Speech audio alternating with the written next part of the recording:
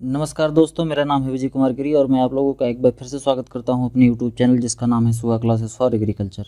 दोस्तों, आज हम सब लोग 25वां लेक्चर पढ़ने वाले हैं ए कॉम्पिटिटिव बुक ऑफ एग्रीकल्चर का।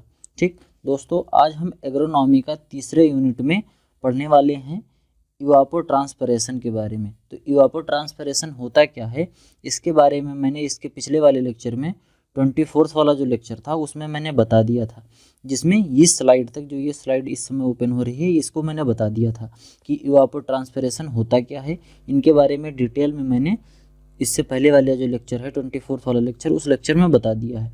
हम बात कर रहे थे पिछले लेक्चर में, लास्ट में हमने बताया था कि जो इवापोट्रांसपिरेशन होता है इसका लॉसेस कैन बी रिड्यूस। इसका जो इवापोट्रांसपिरेशन के थ्रू जो वाटर का लॉस होता है प्लांट से या सॉइल सरफेस से, इसको हम कम कर सकते हैं। कैसे कर सकते हैं? मल्च के थ्रू, एंटी ट्रांसपेरेंट्स के थ्रू या विंड ब्रेक के थ्रू। इन तीनों की मदद से हम क्या कर सकते हैं, इवापोट्रांसपिरेशन जो होता है प्लांट्स में, इसको हम कम कर सकते हैं। ठीक, तो उन्हीं के बारे में आज हम पढ़ेंगे कि मल्चिंग के थ्रू या एंटी ट्रांसपेरेंट या विंड ब्रेक के थ्रू कैसे कम किया जा सकता है, क्या प्रिंसिपल है इनके पीछे, ऐसा कौन सा प्रिंसिपल काम करता है कि जिससे ये इवापोट्रांसपिरेशन को कम कर देते हैं, ये सब चीज़ें। तो स्टार्ट करते हैं एंटी ट्रांसपेरेंट। एंटी ट्रांसपेरेंट जो होता है, material are applied to plant surface to reduce transpiration from the plant.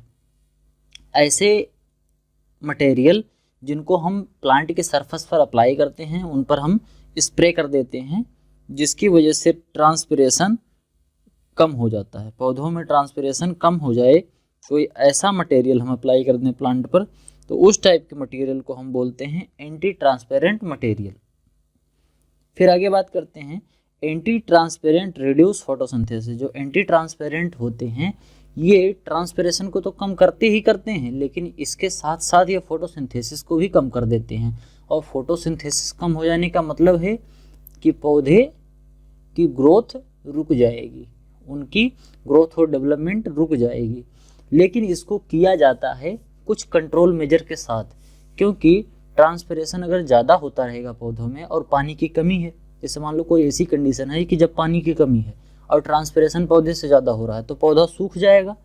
उससे अच्छा है कि एंटी ट्रांसपेरेंट का यूज किया जाए कि कुछ हद तक पौधा कंट्रोल में हो जाए। अब इसका ये भी मतलब नहीं है कि हम ढेर सारा एंटी ट्रांसपेरेंट अगर डाल देंगे तो फोटोसिंथेसिस रुक जाएगी, तब भी अल्टीमेटली पौधा मर ही जाएगा। इसीलिए दोनों को हम बहुत बैलेंस में करते हैं कि कितना ट्रांसपेरेंट डालना, एंटी ट्रांसपेरेंट जो मटेरियल है उसको कितना अप्लाई किया जाए। Hence their use should be limited to save the crop from death under severe moisture stress. Severe moisture stress की वजह से पौधों की डेथ ना हो जाए, इसलिए हमको इसे बहुत लिमिटेड कंडीशन में यूज करना चाहिए और बहुत लिमिटेड क्वांटिटी में यूज करना चाहिए। ज़्यादा यूज करना हार्मफुल हो सकता है प्लांट्स के लिए। They have some practical uses in nurseries and horticulture crop. इनका कुछ प्रैक्टिकल यूज होता है कब कब?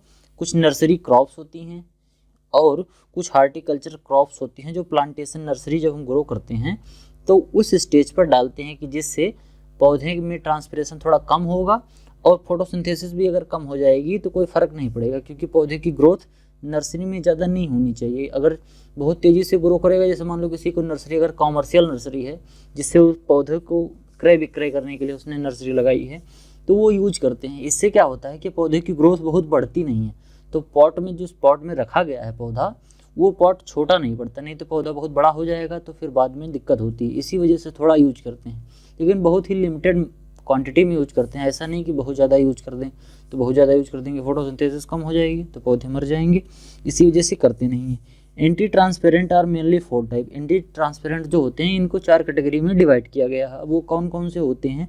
ये जो ट्रांसपेरेंट्स होते हैं, एंटी ट्रांसपेरेंट्स, इनके जो काम होते हैं, इनके काम लगभग सेम ही होते हैं, बस इनका मैकेनिज्म अलग अलग हो जाता है, इनका प्रिंसिपल काम करने का थोड़ा अलग हो जाता है, काम ये एक ही करते हैं। सॉरी। अब देखते हैं स्टोमेटा क्लोजिंग टाइप। कुछ ऐसे एंटी ट्रांसपेरेंट होते हैं जो स्टोमेटा को क्लोज कर देते हैं। हमें पता है कि जो प्लांट्स होता है इनके अंदर जो ट्रांसपिरेशन होता है, ये ट्रांसपिरेशन कहाँ से होता है? स्टोमेटा के थ्रू होता है। तो अगर हम स्टोमेटा को क्लोज कर देंगे तो क्या होगा? ट्रांसपिरेशन कम हो जाएगा।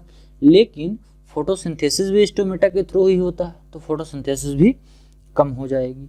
They reduce water loss through closing stomata, ये स्टोमेटा को क्लोज कर देते हैं जिसकी वजह से वाटर लॉस कम हो जाता है। जैसे phenyl mercuric acetate, phenyl mercuric acetate is a chemical which is use in A anti transparent that close the stomata from opening, so it also reduce the process of photosynthesis. इसी वजह से इसको use करते हैं phenyl mercuric acetate, जिसको हम PM में भी कहते हैं, इसको इस क्वांटिटी में यूज किया जाता है, समझ गए। उसके बाद फिर atrazine and CO2, atrazine and CO2 is also an effective anti transparent. Atrazine और कार्बन डाइऑक्साइड जो होता है ये भी एक अच्छा एंटी ट्रांसपेरेंट का काम करता है, क्योंकि इसकी वजह से भी स्टोमेटा बंद हो जाता है। फिर अगला है फिल्म फॉर्मिंग, ये क्या करते हैं कि एक फिल्म बना लेते हैं। फिल्म बनाने का मतलब एक पतली सी परत बना देते हैं पत्तियों के ऊपर, स्टोमेटा के ऊपर एक अच्छी सी परत, जैसे मान लो ये पत्ती है, ठीक, ये इतनी बड़ी सी मान लो पत्ती है, ठीक। अब इसके ऊपर एक पतली सी अगर फिल्म चल जाएगी, फिल्म समझ रहे हो, मतलब एक पतली सी परत चढ़ जाए, कोई ऐसी चीज़ हम डाल दें जिसकी वजह से ट्रांसपिरेशन ना हो, पानी रुक जाए, तो उसको हम बोलते हैं फिल्म फॉर्मिंग। तो ऐसा केमिकल या ऐसा मटेरियल डाल देते हैं जिससे एक पतली सी फिल्म बन जाए। Check transpiration loss due to formation of thin film which act as physical barrier, ये फिजिकल बैरियर की तरह काम करता है, ठीक। तो इसको डाल देने से भी ट्रांसपिरेशन कम हो जाता है। इसको कैसे करते हैं, मोबिलीफ डाल देते हैं या हेक्सीडेकोनॉल डाल देते हैं, सिलिकॉन डाल सकते हैं, ऑयल और वैक्स, ये सब जो पत्तियों के ऊपर हम छिड़क देते हैं, वैक्स लगा देते हैं। जैसे वैक्स वाला जो है एंटी ट्रांसपेरेंट, ये ज़्यादातर यूज किया जाता है सेब में, एप्पल जो आता है मार्केट में उसके ऊपर वैक्स लगा होता है। क्यों, क्योंकि जब वैक्स लग जाता है तो एक पतली सी फिल्म बन जाती है उसकी स्किन के ऊपर, जिससे उसके अंदर का जो वाटर है, उसके अंदर जो मॉइस्चर है वो इवापोरेट होकर या ट्रांसपिरेशन होकर वो उड़ेगा नहीं, ठीक। ट्रांसपिरेशन के थ्रू उड़ेगा नहीं तो उसमें पड़ा रहेगा, जिससे उसकी ड्यूरेबिलिटी बढ़ जाती है, मतलब उसको ज़्यादा देर तक हम सुरक्षित रख सकते हैं। इसी वजह से वैक्स की पतली सी फिल्म की कोटिंग करी जाती है एप्पल जैसी क्रॉप्स में, ठीक। तो ये काफ़ी अच्छा इंपॉर्टेंट मेथड होता है, लेकिन अगर ज़्यादा वैक्स हम यूज करेंगे तो कंजम्पशन के लिए अच्छा नहीं होता है, ठीक। फिर आगे बात करते हैं रिफ्लेक्टिंग टाइप। अब रिफ्लेक्टिंग टाइप कैसा होता है, देखो जब सनलाइट प्लांट पर पड़ती है, पत्तियों पर जब सनलाइट पड़ेगी तभी टेम्परेचर बढ़ेगा और तभी ट्रांसपिरेशन होगा। तो कुछ ऐसे भी केमिकल्स होते हैं जिनको हम जब पत्तियों पर डाल देते हैं तो सनलाइट जो आ रही है उस सनलाइट का मोस्ट ऑफ द पार्ट वो रिफ्लेक्ट कर देते हैं। तो जब रिफ्लेक्ट कर देंगे तो पत्तियों के अंदर का जो वाटर है वो गर्म नहीं होगा, वेपराइज नहीं होगा, और वेपराइज नहीं होगा तो ट्रांसपिरेशन और इवापोरेशन होगा नहीं। This chemical reflect the radiation and reduce leaf temperature, leaf temperature को रिड्यूस किए रहते हैं क्योंकि रिफ्लेक्शन करते रहते हैं और रेडिएशन करते रहते हैं बराबर, जिससे उनके पत्तियों पर टेम्परेचर ज़्यादा नहीं हो पाता है, और जब टेम्परेचर ज़्यादा नहीं होगा तो वेपराइजेशन होगा नहीं। Application of kaolin at the rate of 5% reduce transmission losses, transmission losses को रोकने के लिए अगर हम 5% क्योलिन का एप्लीकेशन कर देंगे पत्तियों पर तो इसकी वजह से जो इवापोट्रांसपिरेशन है ये कम हो जाएगा। फिर अगला जो चौथे प्रकार का है वो है ग्रोथ रिटार्डेंट। ये हार्मोन्स होते हैं, इनको जब हम अप्लाई कर देते हैं प्लांट्स पर तो इनकी वजह से इवापोरेशन नहीं होता है, पौधे की ग्रोथ रुक जाती है और इवापोरेशन भी, ट्रांसपिरेशन भी रुक जाता है। ये कैसे काम करता है, this chemical reduce shoot growth and increase root growth and thus enable the plant to resist drought. इसमें क्या होता है, जब ये केमिकल हम डाल देते हैं तो सूट की ग्रोथ तो रिड्यूस हो जाएगी। सूट की ग्रोथ कैसे, सूट की ग्रोथ मतलब फ्लावर, प्लांट, लीफ, स्टेम, ठीक, यानी कि जो फोलिएज पार्ट होता है upper part of the plant, ये फोलिएज पार्ट नहीं ज़्यादा ग्रो करेगा क्योंकि फोलिएज पार्ट से ही ज़्यादातर इवापोरेशन और ट्रांसपिरेशन होता है, क्योंकि मिट्टी के अंदर जो जड़ है वहाँ से तो इवापोरेशन और ट्रांसपिरेशन होगा नहीं क्योंकि वहाँ सनलाइट आ नहीं रही है, टेम्परेचर भी वहाँ ज़्यादा नहीं है। तो ऊपर वाला पार्ट को में होता है ट्रांसपिरेशन और इवापोरेशन, तो इसी वजह से जो ऊपर वाला पार्ट है इस वाले ऊपर वाले पार्ट में ये रिड्यूस कर देता है, उनकी ग्रोथ को रोक देता है। और ज़मीन के अंदर पानी की कमी है तो अगर ज़्यादा जड़ हो जाएगी, जड़ अच्छे से डेवलप होगी, रूट का अगर ग्रोथ प्रॉपर होगा तो एब्जॉर्ब कर लेगी रूट कायदे से एब्जॉर्ब कर लेगी। जैसे मान लो तुमको थोड़ा खाना मिल रहा है तो थोड़ा थोड़ा खाना अगर कोई दे रहा है तो 20 बार खाओ, तो पर्याप्त मात्रा में जितना भोजन चाहिए उतना मिल जाएगा। ठीक, वही तरीका है कि मतलब रूट जब ढेर सारी ग्रो हो जाएंगी तो वो ड्रॉट के प्रति कुछ रेजिस्टेंसी पौधे में आ जाती है।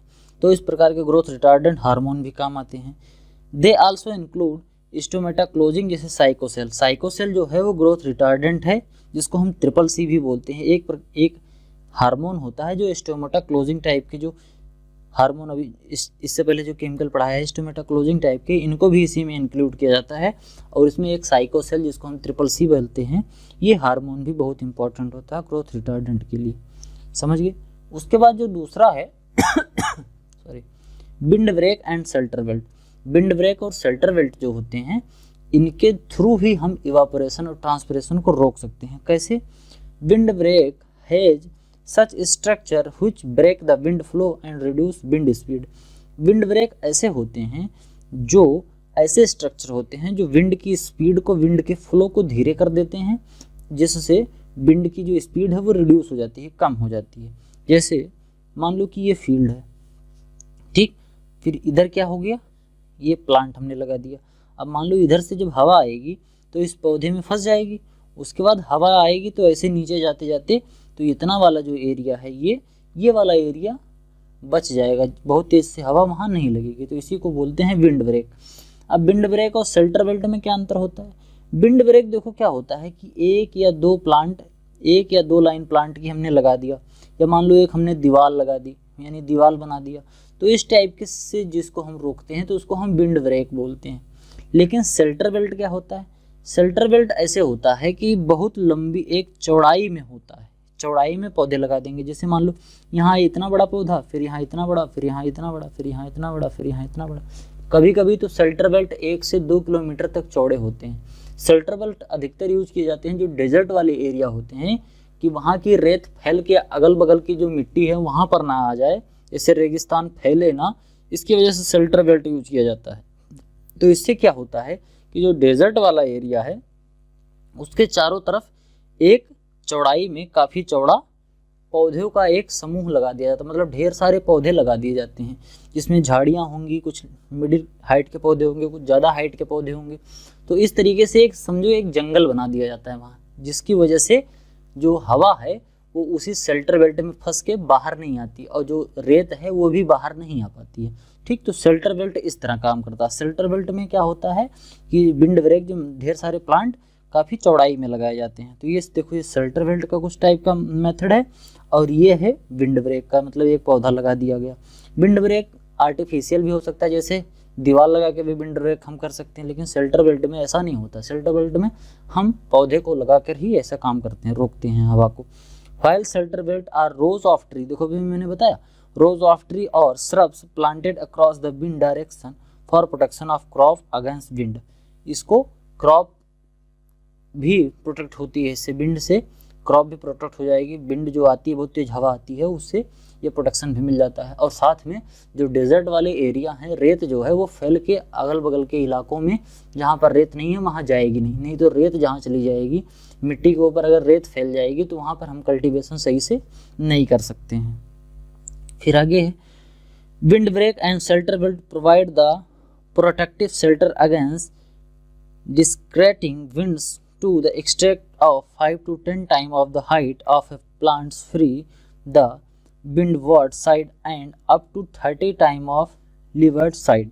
क्या कह रहा है कि जो विंड ब्रेक होते हैं ये लगभग पौधे जितना लंबा होता है, जैसे मान लो ये कितना है, जैसे मान लो 1 मीटर लंबा ये पौधा है, ठीक, तो अगर यह 1 मीटर लंबा पौधा है तो ये विंड की साइड में, ठीक, विंड की साइड में 5 से 10 और विंड की अपोजिट साइड में लगभग 30 टाइम ज़्यादा, मतलब इधर 30 मीटर तक और इधर 5 मीटर तक वो प्रोटेक्शन देगा, मतलब यहाँ 50 मीटर तक। ऐसे जैसे मान लो इधर से आ रही है एयर, इधर से क्या हुआ, इधर से हवा आई, ठीक, इस डायरेक्शन में हवा आ रही है, तो यहाँ पौधा है तो हवा यहाँ से चली गई, तो 5 गुना तो इधर रोक दिया और 30 टाइम इधर रोक दिया। अब इधर से जब हवा आएगी तो तुरंत नीचे जाएगी नहीं, नीचे जाते जाते वो इतना एरिया कवर कर लेगी, तो मतलब 30 मीटर के एरिया इधर कवर कर लिया और 5 मीटर का एरिया इधर कवर कर लिया, जब पौधे की हाइट 1 मीटर हो। अगर इसको हम बढ़ा दें तो इसी तरीके से जो शेल्टर बेल्ट और विंड ब्रेक हैं ये काम करता है। ठीक, ये जो पैमाना हमने बताया 30 टाइम और 10 टाइम, ये वेरी कर सकता है थोड़ा बहुत, कई बुक में कुछ और लिखा है, इस बुक में कुछ और लिखा है, तो ज़्यादा टेंशन लेने की ज़रूरत नहीं है। समझ गए। उसके बाद फिर है एग्रो फॉरेस्ट्री। एग्रो का मतलब एग्रीकल्चर, मतलब एग्रोनॉमियस क्रॉप्स, और फॉरेस्ट्री का मतलब फॉरेस्ट की मतलब पेड़ वाली जो जिससे हम फॉरेस्ट बनाते हैं उसकी क्रॉप। एग्रो फॉरेस्ट्री को दोनों को एक साथ कभी कभी पढ़ते हैं तो उसको हम एग्रो फॉरेस्ट्री बोलते हैं। क्या कहते हैं, agro forestry is a sustainable land management system which increase the use of land, combine the production of crops, fruit, forest, plants and or animals। Agroforestry एक ऐसा सस्टेनेबल लैंड मैनेजमेंट सिस्टम है जिसमें हम crop production, fruit, forest plant और animal, इन सब का combine management और sustainable cultivation करते हैं एग्रोफॉरेस्ट्री के अंतर्गत। ठीक, एग्रो फॉरेस्ट्री मतलब एग्रीकल्चर प्लस फॉरेस्ट्री। अब एग्रीकल्चर में जितनी चीज़ें हैं उसको प्लस फॉरेस्ट्री वाले जो प्लांट्स हैं उनको, इन दोनों को प्रॉपरली एक कंबाइन रूप से किस तरीके से मैनेज कर हम सस्टेनेबल एग्रीकल्चर कर सकते हैं, सस्टेनेबल कैसे मैनेजमेंट कर सकते हैं, इन्हीं चीज़ों का हम अध्ययन एग्रो फॉरेस्ट्री में करते हैं। It is also known as tree crop planting system. इसको हम ट्री क्रॉप प्लांटिंग सिस्टम भी बोलते हैं। देखो ये बीच बीच में ट्री लगा है और उसके बीच में ट्री के बीच में एग्रोनॉमियस क्रॉप भी लगी है, तो इसको हम बोलते हैं ट्री क्रॉप प्लांटिंग सिस्टम भी बोलते हैं।